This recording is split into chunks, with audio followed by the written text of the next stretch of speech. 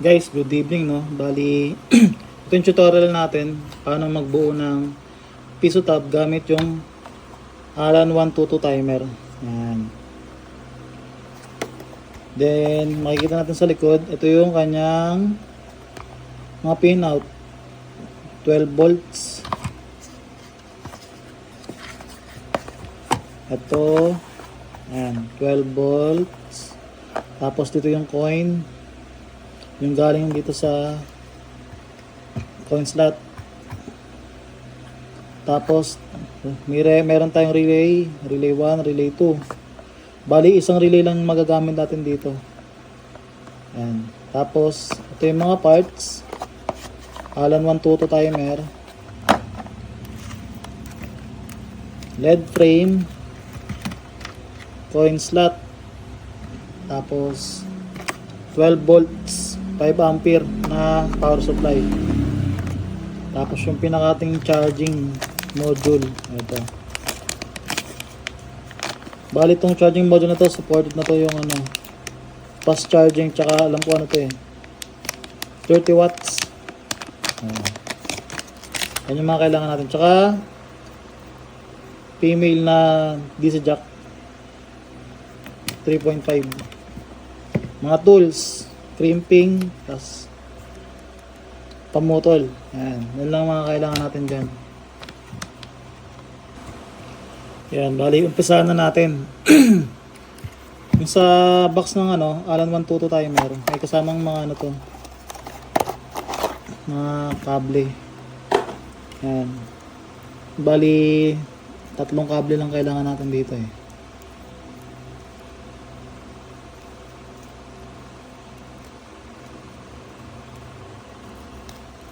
Ayan. Kable para sa coin slot. Tapos yung kable para sa 12 volts. Tapos kable para sa relay. Ayan. Yan lang. Yan lang. Tapos yung the rest, wala na to. Bali sa 12 volts muna tayo. Susuplayan muna natin to ng 12 volts. Ano to bali sabi dito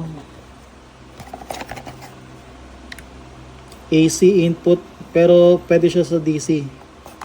So kahit kahit magkabaliktad to, positive negative, okay lang. Ayan.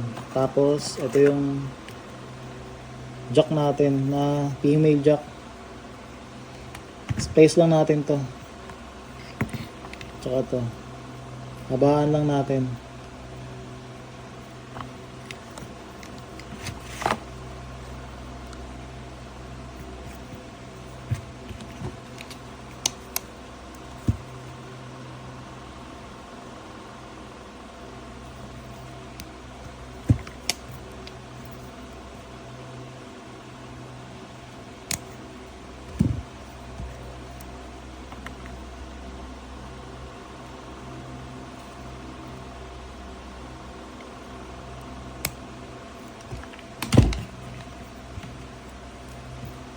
Ayan. Tapos ito rin, habaan natin.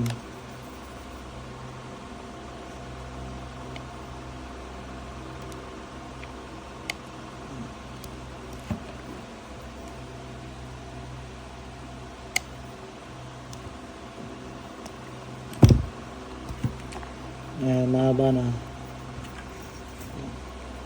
So bakit natin hinabaan? Kasi pagkasama-samahin natin yung wire dyan mamaya. So dito muna tayo sa positive negative. So dito wala naman tong polarity. Ikaw na bahala. Ayan, positive negative.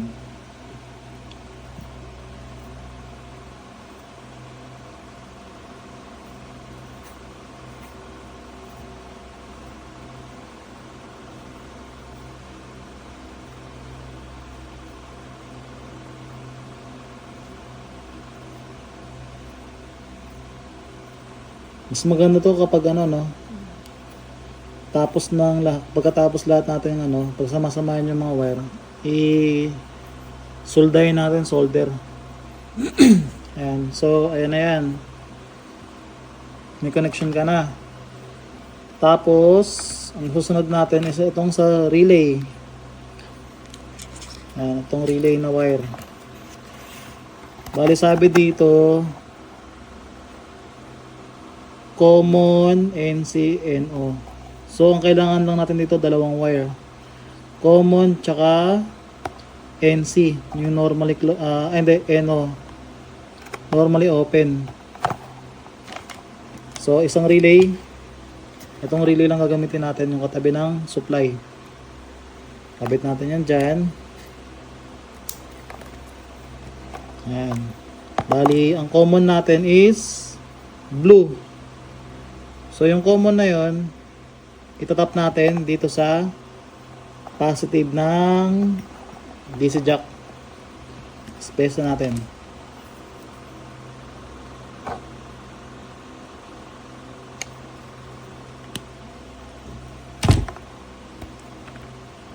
Ayan. Tap natin sa positive ng DC jack.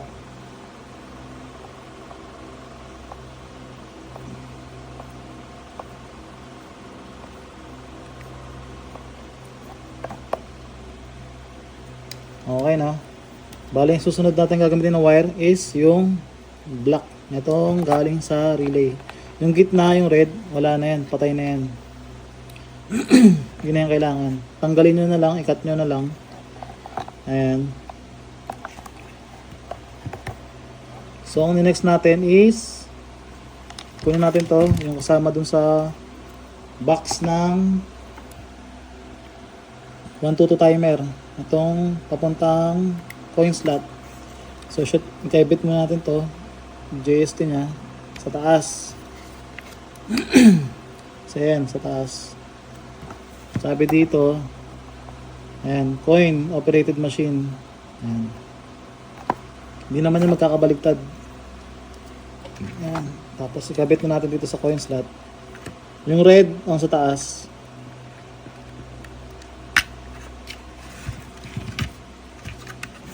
Bali, ayan na. So, ang kulang na lang natin is ang matitira na lang nating wire is itong common, normally open, yung black. Para yun dito sa ating charging module. So, kailangan kasi ito i-solder eh. Bali, ipapost ko muna. Soldering ko lang to. Ayan. Solderin ko lang.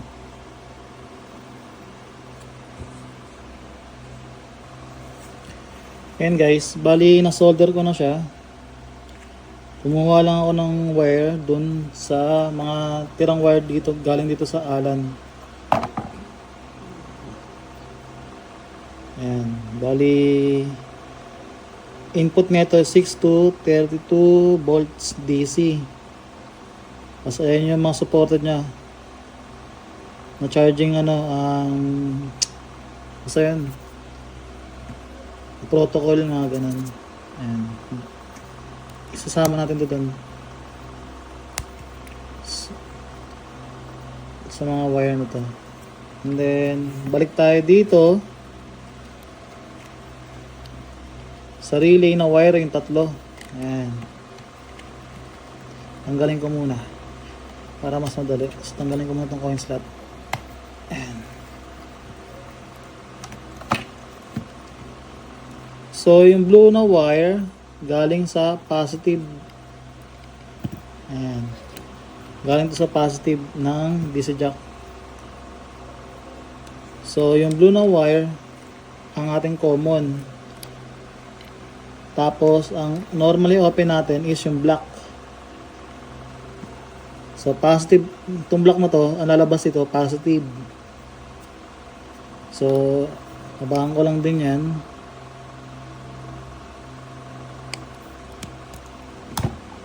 Ayan.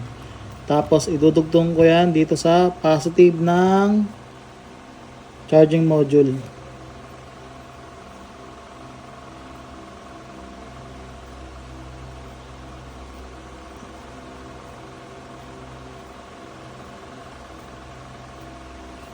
Ayan. Tapos yung negative ng charging module, sasama ko rin dito sa mga wire. Galing sa DC jack. Sa negative ko naman siya isasama.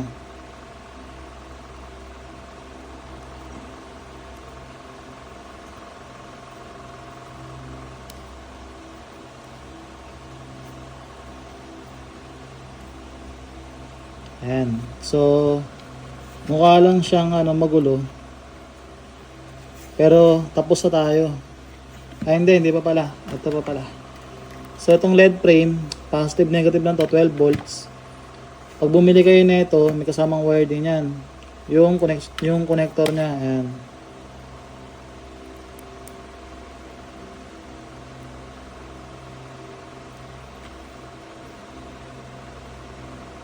Ayaw.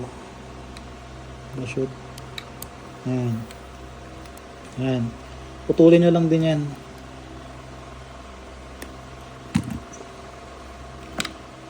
Ayan. So, positive, negative lang din to. Space mo ulit yan.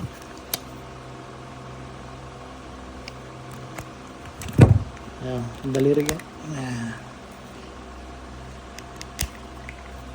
Sama lang natin yan dun sa mga wire na to. Positive, negative. Ayan. Positive. Ayan.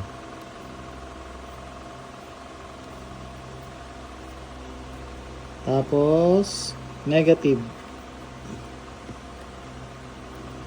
Ito negative.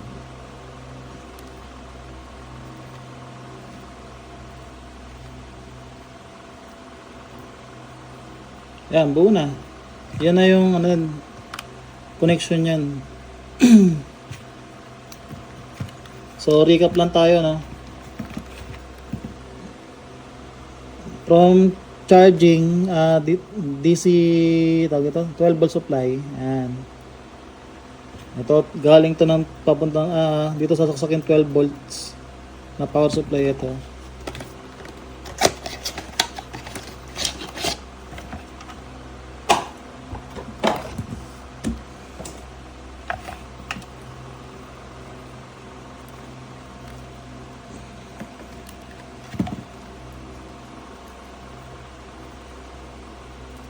Ayan. Diyan yan isasaksak sa female. Saksak natin. Ayan. Tapos, yung positive, lahat ng mga positive, pagkasama-samahin natin, na positive na itong coin ng LED frame. Tapos dito, ng relay. Tapos, yung sa relay naman na wire, yung tatlong wires na sinasabi ko nung kanina, ang common is blue. Ang normally open is black. Yung red, itong gitna, wala na to, patay ito kasi normally closed to. So, balik na natin. Ayan. Ngayon, discard nyo na kung paano nyo ito malinis na magagawa. Papakita ko lang sa inyo yung paano yung wiring, paano yung pagkasama-sama nila. So, ayan ko lang to. Ito-tape ko lang to ng electrical tape pansamantala. Pero ayusin ko to.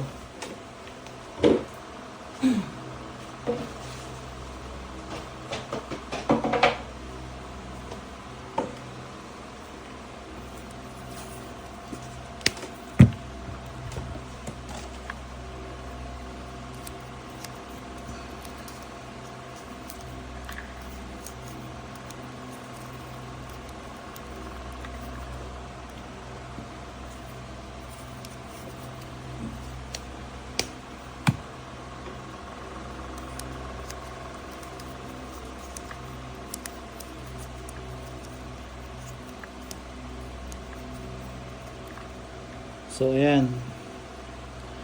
Ito pa pala.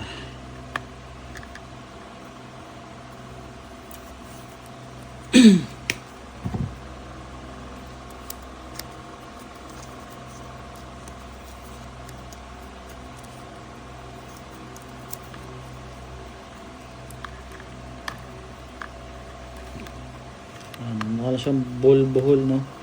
Diskarte nyo na paano nyo papagandahin yung wiring. Basta ito na yung simple nyan. Ayan, LED frame, oops, bilao. Charging. Ayan, magkakasama na yan. Tapos saksak mo natin itong coin slot. Yung coin slot di mo na yung susuplayan. Kasi yung supply niyan magagaling na dito sa Allen timer. Sa pinakataas. Ayan. Try natin i-power up.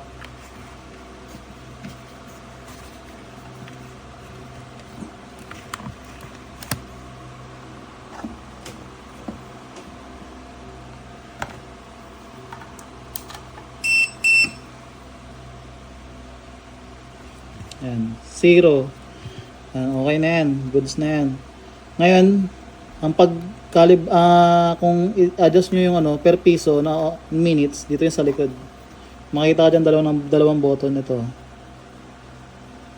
Pindutin mo lang yan.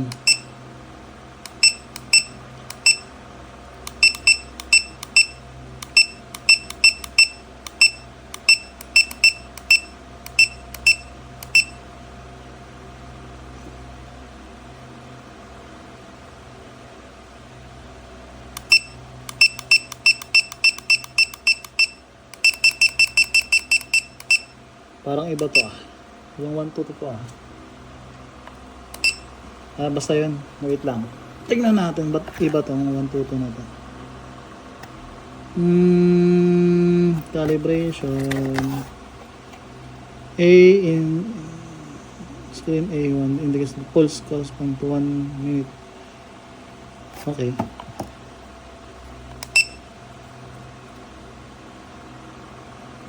So, sa A tayo. Yung A na yan pala yung pulse per piso. So, 4 minutes tayo. Try natin kung 4 minutes yung piso. 4 minutes. Tama. Patayin muna natin ulit. Testing natin sa mismong tablet.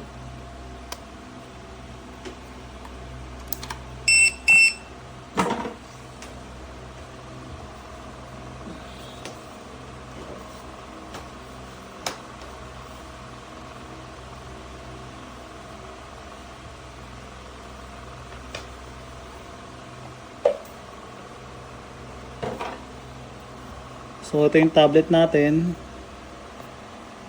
Wait lang. Ano kasi ito maintenance mode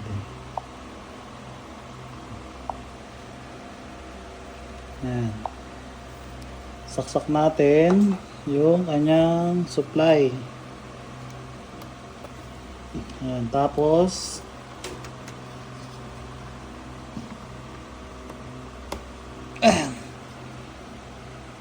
dito sa charging module.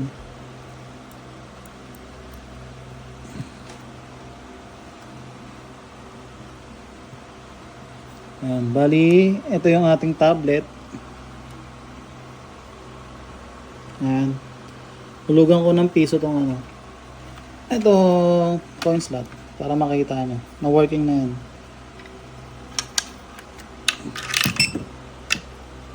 Diba?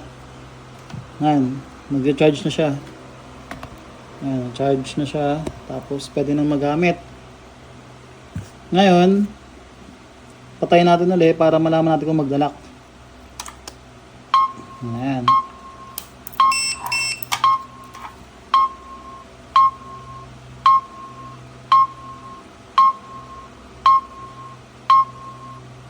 Hulugan uli natin. Adjust lang natin to para makita nyo yung actual. 1 minute lang.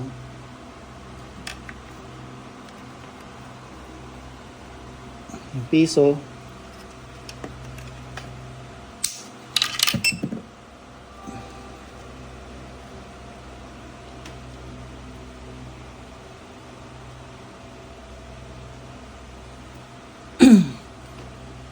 Bali dun sa una nating diagram is back converter yung gamit natin, no. Bali papalitan natin yan netong charging module QC 3.0. Search nyo na lang. Ayan.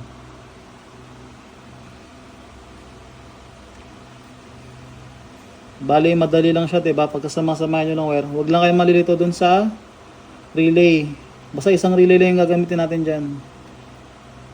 Yung tatlong wire ng relay, yung blue common, tapos black yung normally open.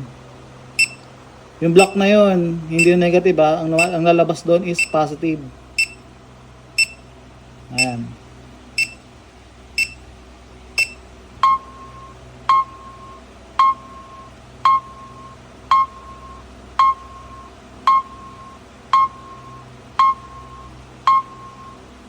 Ayan. Okay na, 'di ba? Isasalpak na lang 'to sa box. Ayan yung wiring natin, simple lang. Gamit yung Allen 122. Ayan. Salamat.